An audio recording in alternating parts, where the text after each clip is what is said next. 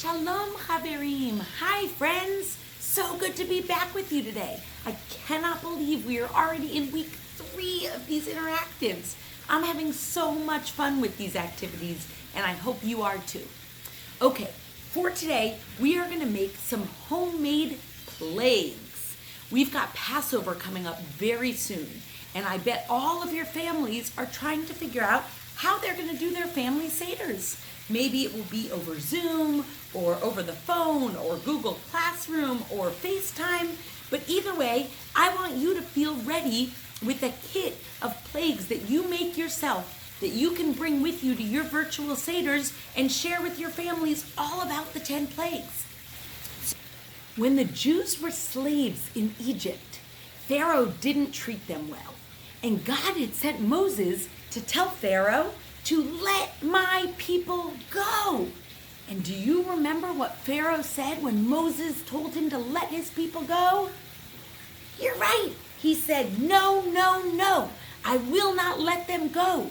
So God was not happy to hear that. And God sent plague after plague to try to get Pharaoh to change his mind. So the first plague that God sent on the Egyptians was that he turned all of their clean water into blood. Then they wouldn't be able to drink, they wouldn't be able to clean themselves, and God thought for sure Pharaoh will change his mind once he sees that his people can't use their clean water anymore. So for that plague, what we're going to do is take some red food coloring and some clean water, and we are going to do a magic trick. Watch what happens when we drip the red dye into the water and mix it around. Look what it does to our clean water. Now that is a plague that you might not want to keep in your kit all the way until your Seder, but you can put the red food coloring in your kit and a bowl and know that during the Seder, you'll put some water in and you will do a magic trick for your family. That was for plague number 1. Now, Pharaoh still didn't listen. He still said to Moses, I will not let your people go. So God felt he had no choice but to make a second plague. And that second plague was Spardeia, frogs. God sent frogs everywhere, all over Egypt. There's that great song, right? That goes, one morning when Pharaoh awoke in his bed, there were frogs on his head and frogs in his bed. Frogs on his nose and frogs on his toes. Frogs here, frogs there. Frogs were jumping everywhere. So let's make our frogs. Now, I made a sample frog. There's my little Fred the Frog. You can make yours similar to mine and I will show you how to do it, or you can adjust it any way you want. Remember, we want to use materials that we have around our house.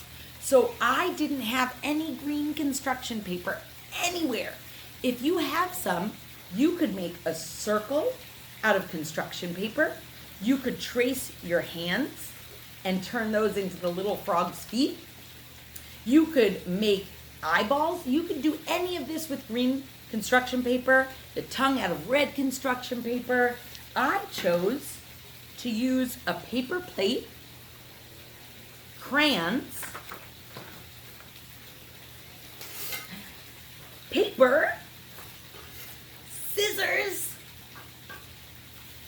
some pom-poms that I had left, and I think that's all I needed. So what I did was I took out my green crayon, and for my frog, I chose a light green color. You can obviously choose whatever color you'd like. And I colored my whole plate green.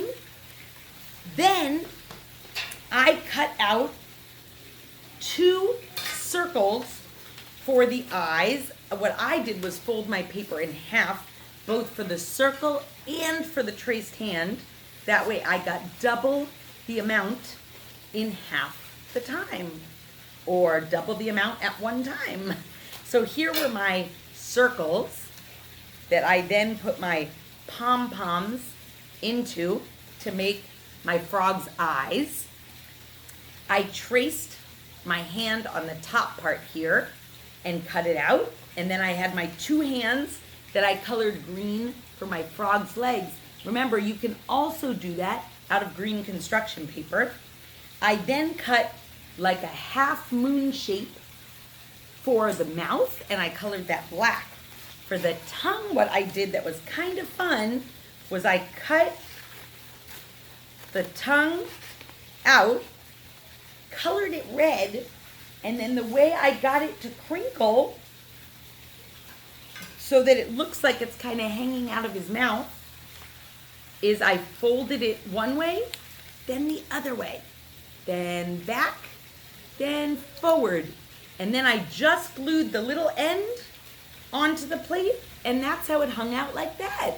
So that was for Sfardea, frog. Those frogs must not have bothered Pharaoh enough, because Pharaoh still wouldn't let the people go. So the next plague that came was lice. You know, if you have lice in your hair, it's very itchy.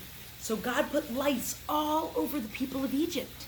And the way we're going to make our lice is by taking some uncooked rice that I bet you have in your pantry, in your kitchen somewhere, putting it into a baggie, closing it up, and that's how you can show the lice at your family seder. Sprinkle it all over without it getting too messy, but being able to give the visual of all the little lice that were all over Egypt. Okay, after the lice, which still didn't make Pharaoh let the people go, God sent wild beasts all over the land. Now, you could do this a number of ways. Again, you're going to use what you have around your house, just like I've been using what I find around my house.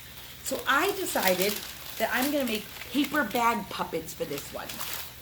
You could also make them with a sock, like a sock that's in the laundry that didn't find its partner, that you could put a face onto. Or you could get popsicle sticks if you've got some of those around the house, or you just finished a popsicle and can save it and dry it off. Now, I decided for this one, because I'm doing coloring for some of the others, I wanted to print some pictures of wild beast faces that I cut out, and I'm going to glue. I forgot to tell you, I definitely needed some glue for this.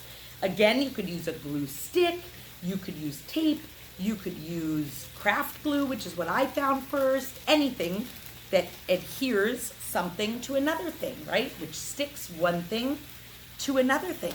Now, if I want to also add a little extra touch onto my lion, which is one of the beasts I decided to make, I could color his body. I could give him some orange, maybe some yellow.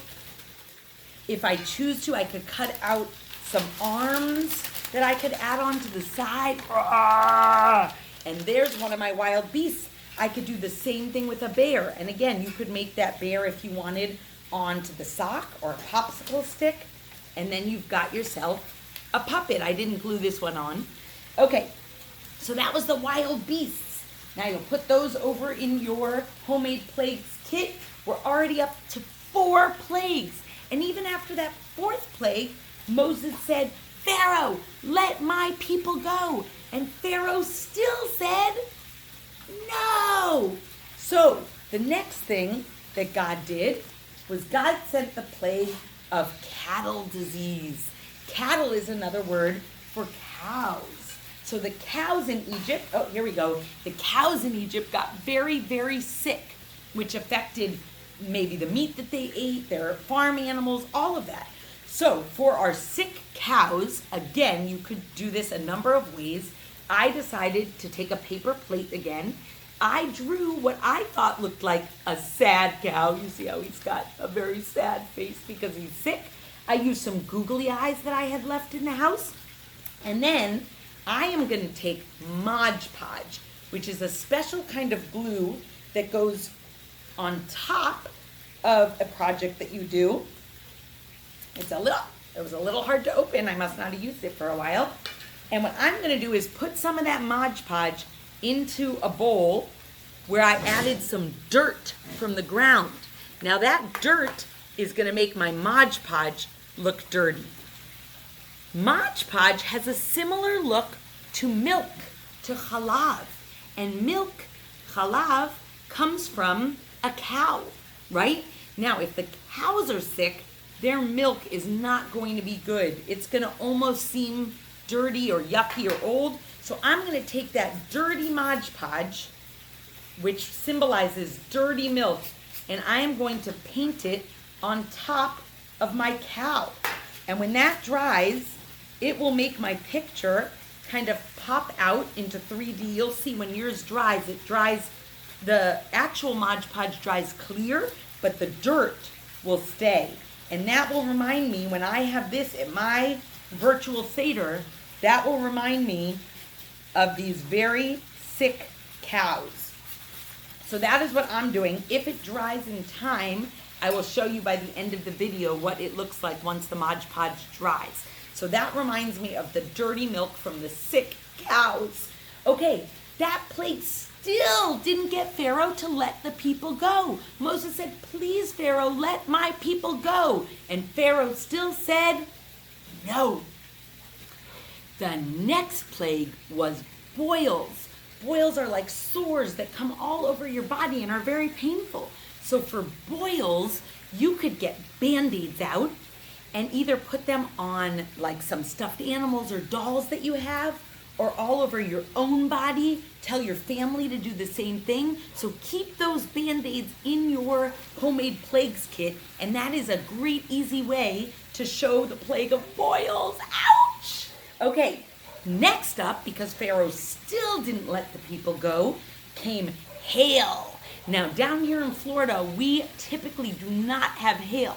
Up north sometimes, when it's like very cold but not quite snowing, you get these hard pings of almost like ice-like snow that are called hail. Now for hail, you could take cotton balls, balls of styrofoam, ping pong balls. Again, whatever you have in your house, keep those together.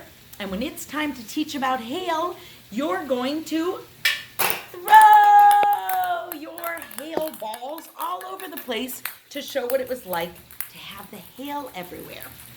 Now, that still didn't make Pharaoh let the people go. So God sent locusts, little locust bugs, to come all over the land of Egypt. Now for this one, what I did was I took a clothespin. Again, you're going to improvise with what you have in your house. I took a clothespin. I took some green pipe cleaners that I turned into the locust legs. I glued them on the side. Now actually, if I did it again, I think I would cut one in half because I had to fold mine up a lot to get it to stand. And I think that will sit on the side better. You're going to glue that to the bottom part of the clothespin and bend the sides and bend them again so they turn into like little feet so he can stand when you put it on either side. Then I drew a face and some antennas and the wings. I drew all of that. I colored it in. I made my face and my ears and my wings. I glued all of that together and I have my locust. So you'll put that in your homemade plague kit. Now still, Pharaoh wouldn't let the people go. So the 9th plague was the plague of darkness. All of the sun went away. All of the lights went away and it became very dark in the land of Egypt. You could do this a number of creative ways since you'll be virtual. You could black out your screen, just make it go very dark. You could have everybody close their eyes. You could tell everyone to turn off the lights wherever they are. Or if you want to make something, you could turn a paper plate into a dark mask. You could color it all black and cut out some holes for eyes, put some string on the sides and turn it into a mask. You could cut out of a paper like a black mask shape and cut eyes out of the middle and put string on the sides and turn that into a mask. So you can be creative. Make your darkness any way you want. Now, the last plague, which was an awful plague, Moses wanted to make sure that the Jewish people didn't have that plague come to their home. So this is actually how we get the name Passover, where we get the name Passover from for this holiday. Moses told the Jewish people to mark with lamb's blood a little red spot on their doorways so that God would know to pass over those homes when God sent this last plague to Egypt. So what you can do for this is either take some kind of crinkled up red like streamer paper or construction paper. I had some extra like modeling clay around the house that was red that happened to be around this shape. So I'm gonna roll it up, and then I could use that to pretend to stick on a doorway to show that that was like the red paint, the lamb's blood that went on the doorway of the Jewish people's homes. So God passed over those homes and they didn't get that plague sent to them. Now finally, that was the 10th plague. Finally, Pharaoh said, okay, leave. And he sent the Jewish people away. And after that comes the story of the splitting of the Sea of Reeds. The people were finally out of slavery and out into the desert to be free. Okay, that does it for our 10 homemade plagues. Now what you can do is get a giant Ziploc bag or a little box or some way to keep all of those plagues safe so that when you help with your virtual seder, you'll now have a part of the seder to lead. Maybe you're leading some other parts too. But the 10 plagues, you can teach all of your family with all of these homemade plagues that you made. And I can't wait to see pictures of the plagues that you designed and how you turn these into something that worked for you. Okay, next time I will see you for Mandel Bread Mania. You do not want to miss this delicious Passover Mandel Bread chocolate chip Mandel bread recipe that I got from my mom, which is a family favorite in our home. All right, until next time, Lehitro Chaverim. See you soon, friends.